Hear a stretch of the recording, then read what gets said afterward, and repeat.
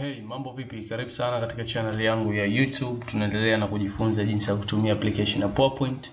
Na leo kuna vitu ambavyo nahitaji kuongezea katika issue nzima ya picha, namna gani ya kuweza kuipa effect tofauti tofauti, kuipa style mbalimbali. Tuliangalia katika video iliyopita, lakini pia kuna some setting ambazo hatujazizungumzia. Leo katika video hii nataka tuoneshane. Kwa moja, wacha tu select picha yetu hapa ili kuweza kufahamishana vizuri na kuweza kuona hizo effect ambazo hatujazigusia katika video iliyopita. Then baada ya kuiselect, kama kawaida, njoo katika tabu ya format.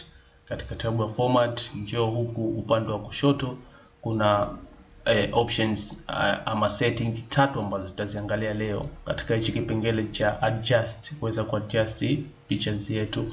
So hapa kuna corrections, kuna color, kuna artistic effects, ndio vitu ambavyo tutavigusia leo katika video hii. So tukianza na correction, tukiweka tu kasa yetu inatuambia hii correction ina improve brightness, contrast au sharpness ya picha. Kama unahitaji kuongeza brightness katika picha yako, pengine inaonekana giza kidogo, ama unahitaji kuongeza contrast, kupunguza, kuongeza sharpness katika picha yako, basi utakuja katika hii correction, utaklik hapa na itashuka kama hivi unavyoona. Katika group ya mwanzo ni kuweza kusharpen ama soften your image, lakini pia katika group ya pili una uwezo wa kuweka brightness ya picha yako, kubadilisha, kuongeza ama kupunguza, na pia contrast. So tukianza huku juu, ukiweka tu kasa yako katika hizi effects ambazo zinapatikana huku, basi utaona katika picha yako ambayo umeiselect effect ambayo inapatikana. Kwa kama unavyoona hapa sasa hivi sharpen ipo 0. Maana yake hakuna chochote ambacho tumekiweka hapa, lakini nikiweka huku sharpen inaenda 25%, na picha yangu unaiona sasa hivi inavyoonekana ni tofauti na hapa. Sharpen imeongezeka, lakini pia 50 kama unavyoona inavyoonekana sasa hivi ile sharpen yake, lakini pia ukirudi huku nyuma inakuwa ni soften 25, then kuna hii 50. Lakini pia kuna brightness, ambapo brightness normal iko hapa kati na kati, hii hapa brightness 0 na contrast 0. Utakapoenda huku juu unapunguza contrast, utakapoenda huku chini unaongeza contrast, na utakapoenda huku upande wa kulia unaongeza brightness, na utakapoenda upande wa kushoto unapunguza brightness, kama unavyoona picha yangu hapa. Kwa zingatia kitu hicho, huku brightness inakuwa chini, lakini hapa brightness ipo chini na contrast imeongezeka kwa 20%. Kwa uwe makini katika kucheza na hizi brightness na contrast hapa. So kama unavyoona picha yangu sasa hivi brightness ipo 40% imeongezeka, lakini contrast imepungua 20%. Huko chini contrast imeongezeka 20%, lakini brightness pia imeongezeka 40%. So hivyo ndivyo ambavyo unaweza kuweka brightness, kuweka adjust picha yako kwa kuweka sharpen na contrast.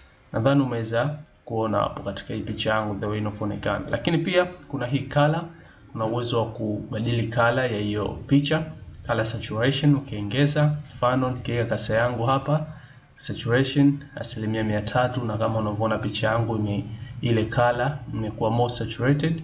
Lakini pia kila ukienda huku mbele inaongezeka 400% sasa hivi, lakini ukirudi huku nyuma saturation inakuwa 0, imepunguzwa. Lakini pia saturation 33, hapa saturation 100% ambayo ni normal.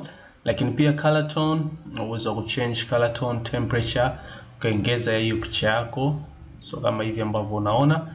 So mfano na click hapa, so color ndivyo ambavyo unaweza kubadilisha color saturation, color tone. Unaweza kurecolor hiyo picha. Mfano unahitaji pengine picha yako iwe na gray kama hii, unaweza kuchagua hapa ukarecolor kama hivi.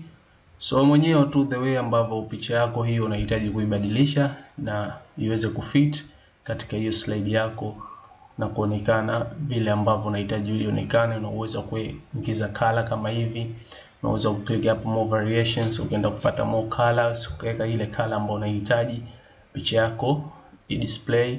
So kama hivi ambavyo unaona. So ukiachilia hapo kuna hii artistic effect, ukiklik hapa kuna effects tofauti tofauti. ambazo unaweza kuzitumia katika picha yako. Kwa mfano nikiweka kasa yangu, unaona ina take effect ya hiyo effect ambayo ni marker, lakini pia mfano nikisogeza hapa inafuata pencil grayscale, na kama unavyoona picha yangu ilipobadilika.